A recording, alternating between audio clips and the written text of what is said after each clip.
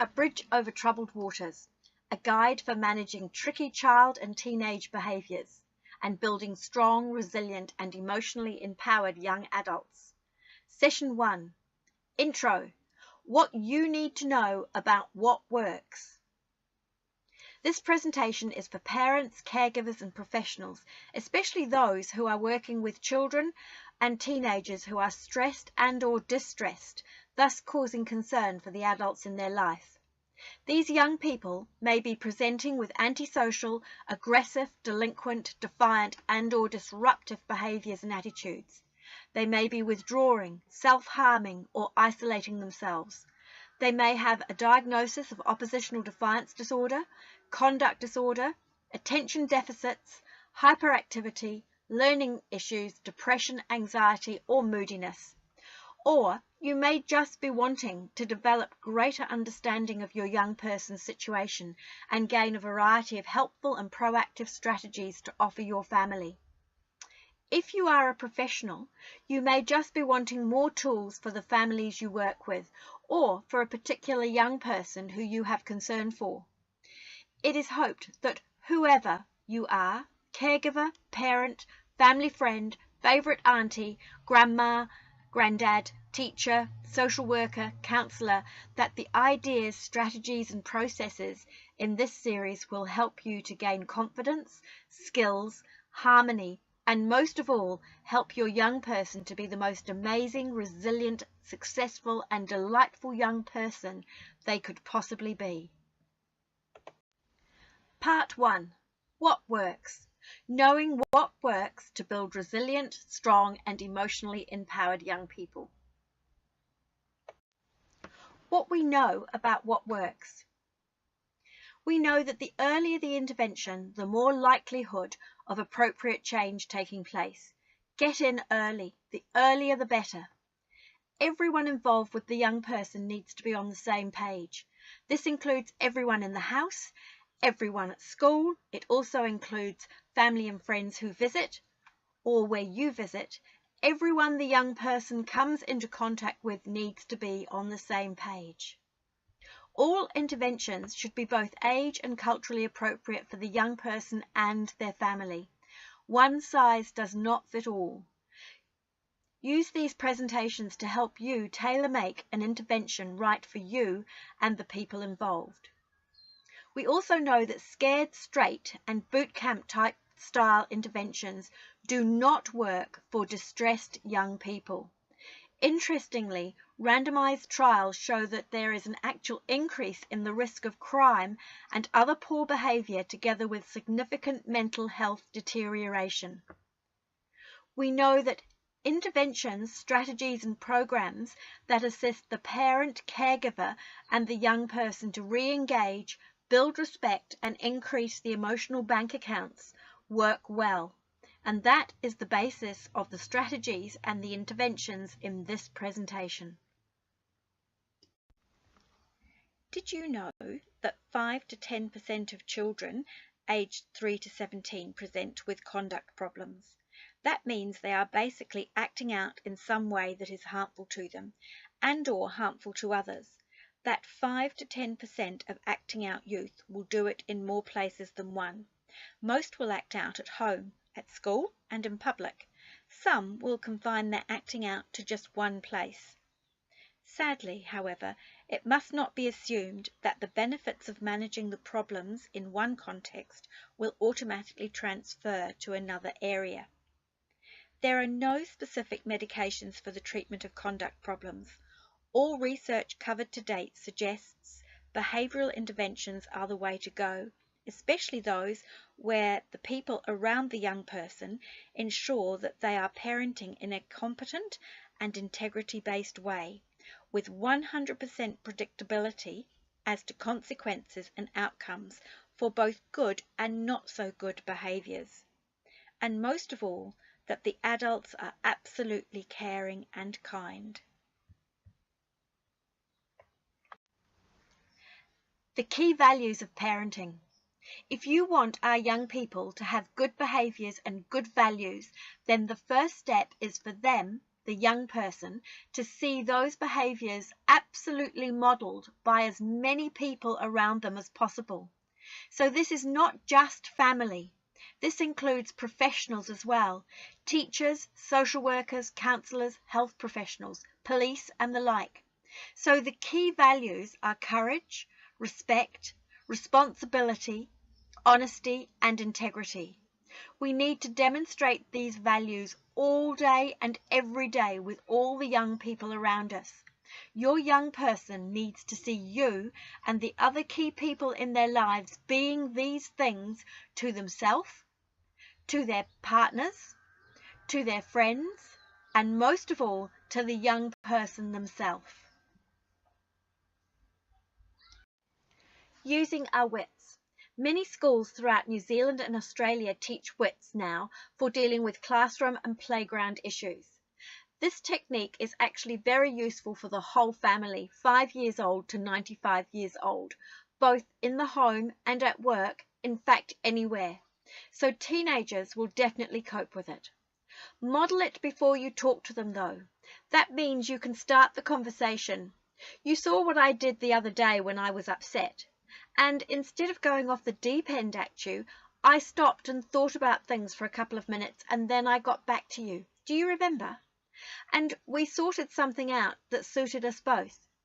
Well, this is actually a technique I learned, and I want to share it with you so you can deal with things and feel better about what happens too. So what is WITS?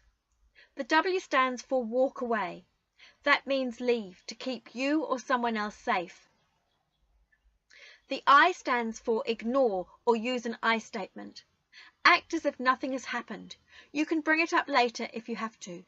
Or use an I statement. Like, I don't like it when you do that. It makes me feel anxious. I worry that you will get hurt. How about we both walk on the footpath for now? We can think it over, and what I'd like is for us to come up with something really exciting to do at the park. The T stands for talk to someone or tell someone. So talking means sitting down and discussing it out. Telling is quite different. Telling is more about blurting it out, perhaps not feeling really good or confident. You don't really want to discuss it. You just want to blurt it out and go. The S stands for stop and think. It's all about giving yourself time and space to think about exactly what is going on and how best to deal with it. When you use your wits, you don't have to use them in any set order. They are 6 options that you can use individually or group together to provide the best response to a challenging situation. Value added process. So these are the things around the outside. So firstly, keep the moral high ground. That is, leading by example, doing the right thing. Get support. More ideas, better ways to deal with situations. Someone to help make sense of what's going on.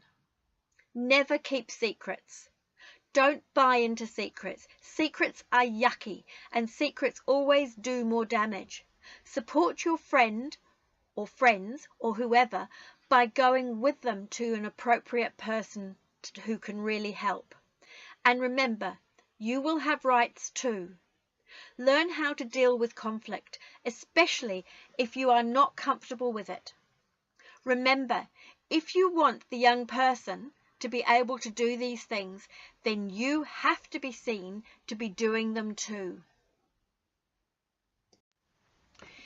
If I'm wanting to change the behaviours of my child or a child I'm involved with or a teenager, there are going to be 5 things that I'm going to need to look at. So the first is knowledge. So that is, what do I or they do? Why do I or they do it? I need to understand and be clear about what the negative behaviour or habit is, knowing that there are different, more positive ways to behave to get our needs met if I want to change it. 2 is the motivation. I have to have motivation to change. So that is having the desire to change, the want to change, having some sense of purpose and a reason for change, knowing that good or better things will happen if I do change. Number 3 is the skills.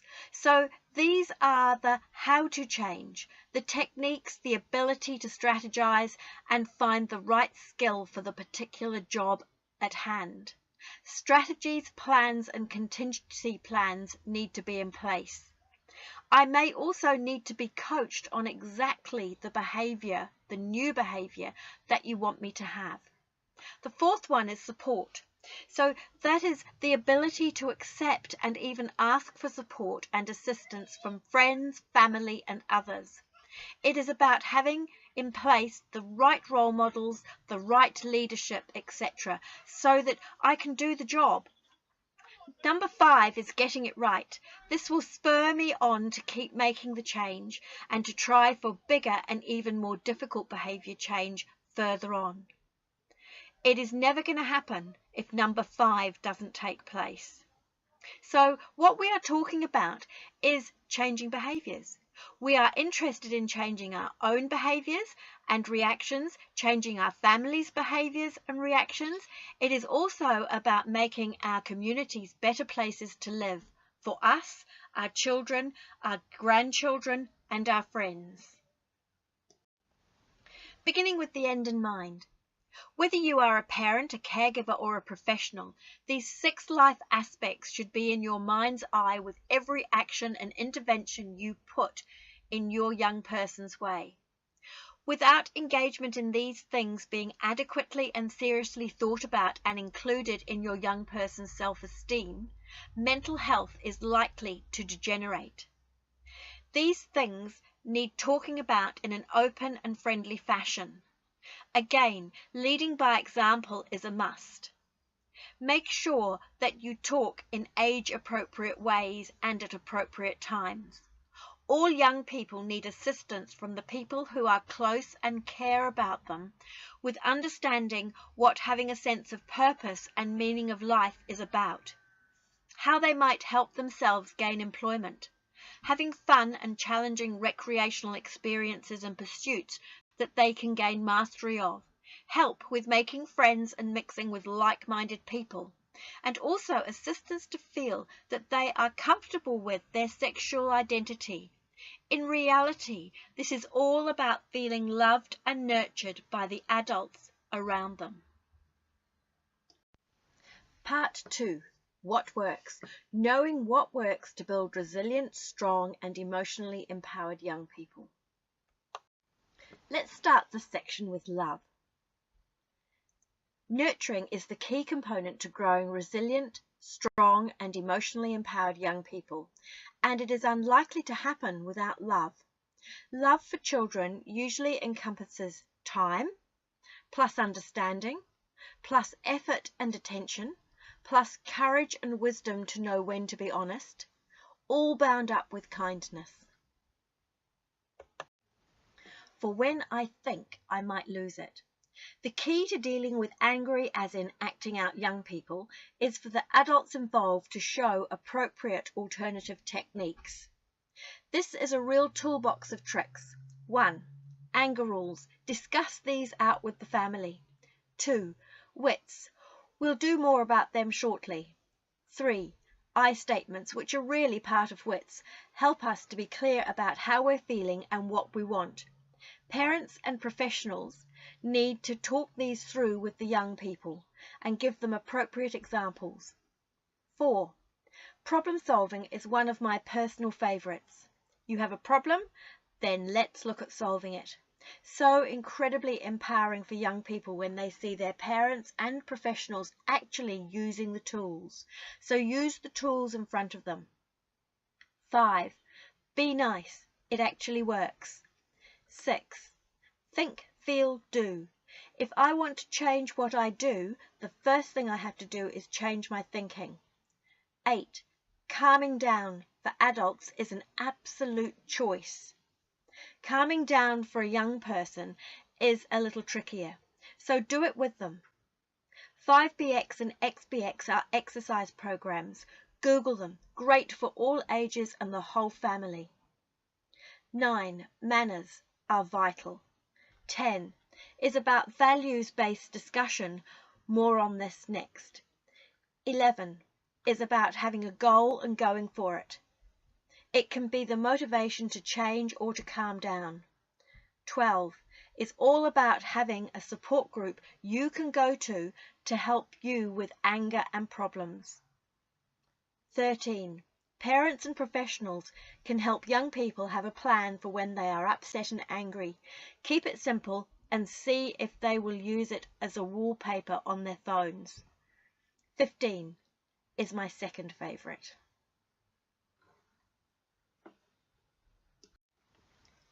If you would like a copy of this particular slide, so you can have a better look at it or print it out or whatever, simply email me and I'll be happy to send you a copy.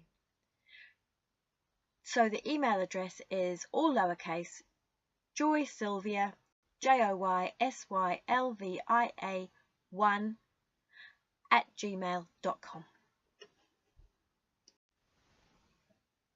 How to deal with difficult situations. Incorporate these thoughts and attitudes into all your dealings, whether personal or professional. Model these behaviours and thinking patterns so that the young people around you can learn them too. Remember, they only learn or mainly learn by example, and that example has to be your example. So communicate, talk things through, no secrets, use win-win, learn how to deal with conflict, learn how to make good decisions. Be inclusive, be fair, just and good. Do the right thing, problem solve and decision make together. Cooperate, be a team player, follow through, lead only by example.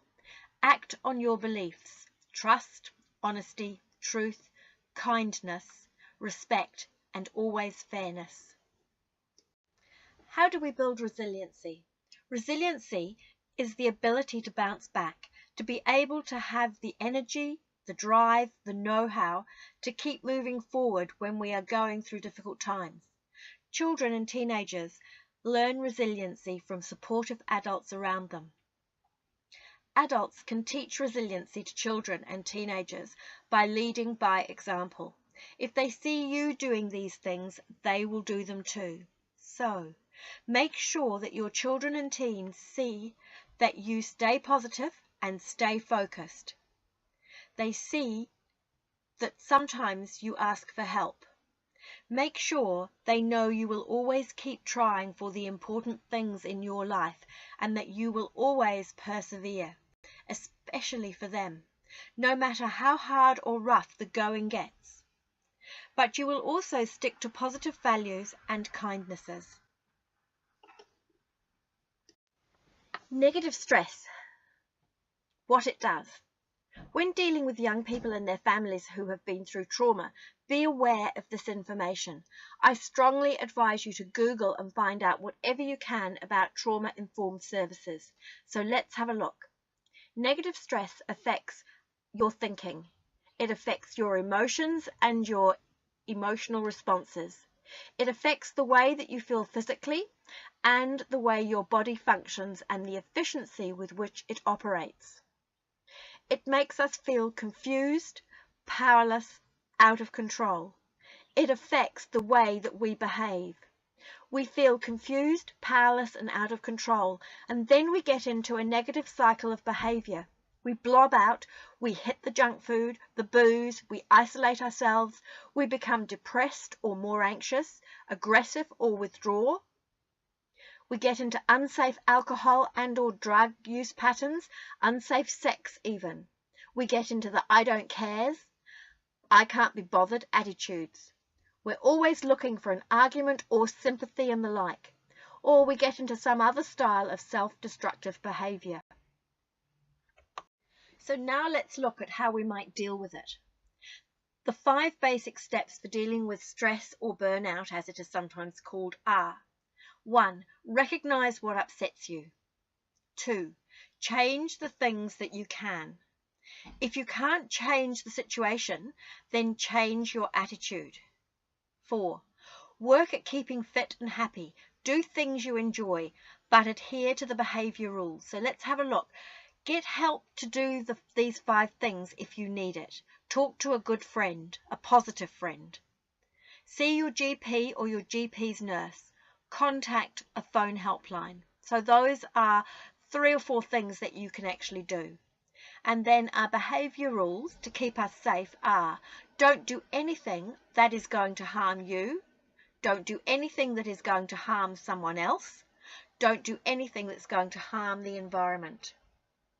The key is finding positive ways, healthy ways to be fit and happy, and to surround yourself with positive people who genuinely care about you, who understand the role of love and compassion, and don't add their baggage to your already difficult time. So if you're dealing with a young person who has had trauma or negative stress in their life, you need to be aware of these things, and you especially need to help them with behaving in positive ways, and you can do that by modeling the positive behavior. 5 key values to think over when dealing with conflict. These are 5 really good pointers on how to deal with conflict, especially if that conflict is with your young person. So let's see what each of them might look like. Being constructive is about building them up, not tearing them down. If they come up with a good idea about solving a problem, run with it. Just because they have done one bad action doesn't mean that they need to be belittled for everything else that they do. Be clear about what the good things and the negative things are that they're doing. Being respectful. Do not go below your bottom line, even if you are angry. Remain polite and use your manners.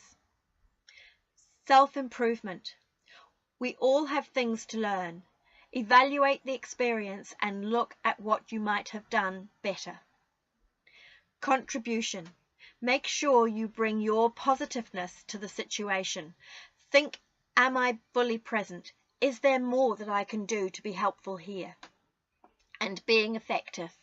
Being effective often involves looking at the long game, not just see to win this particular battle, but rather laying the foundation for helping your young person grow well. What we want for our children and teens. Once again, be clear about what the plan is, what you want for your children in your care, in your contact or on your caseload, and then set out to make sure that the foundations are strongly in place. So basically we want them to achieve, we want them to thrive, and we want them to have a sense of belonging. So to achieve might be to be as healthy as possible, to keep themselves safe, to be able to meet their physical needs, food, shelter, clothing, etc. well. To thrive might be to be loved and love, to be confident of their identity, languages and cultures, to have positive and appropriate connections with friends, family and workmates. And belonging is about having the support needed to contribute positively to their own and New Zealand, the world's future. To believe and act on their own beliefs and values, to be able to fulfill their own dreams and aspirations. Caring for and working with young people who are hurting, acting out, or who have little understanding of consequences can be extremely scary. Risked is a tool many professionals use, and it can be used in response to physical and emotional situations and emergencies. It can be used for the big, highly traumatic ones, and it can be used for the smaller ones as well. So it goes like this. Risked. R is for recognize the risk. S is send for help. Delegate if you have to. Think, what does this person need? Who can help? I, intervene. Always emergency first aid first. Ask how they are. Find out what's going on. K, keep calm. Remember, your body language may give away how you feel. Make sure you appear calm. Act calm. Be in control. E, eyes on. Keep the person under observation. Don't leave them alone if there's any hint of their safety requiring someone to be around them. D, Do a detailed report. So that is, write down what happened. Either keep it in your diary if it's something very small, or give the report to your GP or to your social worker, whoever might need it. Here's another one to help with difficult situations. STAR, for when you are not sure what to do or when you know you've just blown it. Stop, take a breath, out first. Think safety first, situations and your goals. Assess options, how to keep control, prioritise. Response, pick the best of your options or put several together to make a plan and then follow the plan. Review, evaluate, learn from what has happened. Here we have the Stop, Stand Tall, Open-Hearted and Proud poster. If you would like me to send you an email with this on it, all you have to do is email me at joysylvia, JOYSYLVIA1 @gmail.com, and I will send it to you. So it has on it Stop, Stand Tall, Open-Hearted and Proud. It also has our Wits options. It has our STAR, another way of dealing with difficult situations, and it has lots of things to remind us about various techniques we can use. It's really good to print these out, print them on A4 paper, pop them on cupboard doors, inside cupboard doors, around the house to remind people about using them. So this has been a basic introduction to what works. The other sessions cover specific things that families and social workers and health professionals often have difficulties with. So the second session is getting started. Third is leading by example. Fourth is engagement and re-engagement. Fifth is boundaries. Sixth is the role of praise and understanding. The seventh is what works and problem solving. Eighth session is when I think I might lose it. Ninth session is contract and rosters, and the 10th session is putting it all together and where to now. So we hope that you've enjoyed this session. The other sessions are all much shorter, so you've really just gone through 2 sessions now. The others are all much shorter.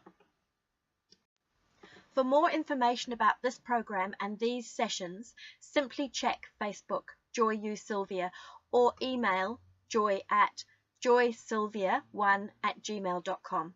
If you found these sessions interesting and or useful, please do leave a comment, and please pass them on to your friends and family anywhere you think they might be useful. Thank you. Here are the 4 books that I currently have published. They're all available on Amazon, or you can go to my website if you wish to purchase them locally. So we have A Bridge Over Troubled Waters, a guide for managing tricky teenage behaviours. It is easy to follow and apply and has been designed to equip both the caregiver and the professional with effective strategies for the seemingly relentless onslaught of difficult and sometimes frightening behaviours caregivers and professionals have to manage in today's society. The diagrams, together with the insightful real-life stories of parents working through the material, bring about an attitude and belief that change is indeed possible. Say No to Bullying: Factors, Challenges and Strategies. This book helps the weak become strong and the supposedly tough become true heroes. This is a book about a nasty and vicious topic that will warm the cockles of your heart. It is amazingly easy to read and hard to put down. Whether the players in these intricate and often complex bullying situations are primary school age children, teenagers, parents, work colleagues, staff, or residents in a rest home, this book explains how to deal with it and how to help the players grow, feel good about themselves and their actions, and find appropriate power. dealing with difficult people, managing conflict, bloody-mindedness, and other intercommunicational difficulties at home and at work. Heaps of information, diagrams, and life stories to help you deal appropriately with and confidently with those difficult people in your life who misuse power, threaten, and/or play mind games. Project Alpha. This is an exciting New Zealand-based adventure mystery series for young teens, so about 10 years to 14 years old. The plot involves the kidnapping of the Project Alpha CEO, with the baddies intent on stealing 3 active satellites, disabling the worldwide GPS system, and generally attempting to take over the world. So the odds are heavily stacked against Jimmy and his band of oddball adults, including the FBI, NASA, Interpol, and several New Zealand Defence Force representatives. Jimmy's mission is to save the world and capture the bad guys. Jimmy's mum has sent him to stay with his Uncle Ben, an astrophysicist and computer games designer who lives in a remote part of the West Coast Alpine region on the station that houses the observatory and the labs of Project Alpha. As an experienced social worker with a passion for personal and community development, I have particularly enjoyed the ability to weave narrative that can surreptitiously help young people deal with anxiety, difficult backgrounds, new situations, learn how to problem solve, and take appropriate self-responsibility.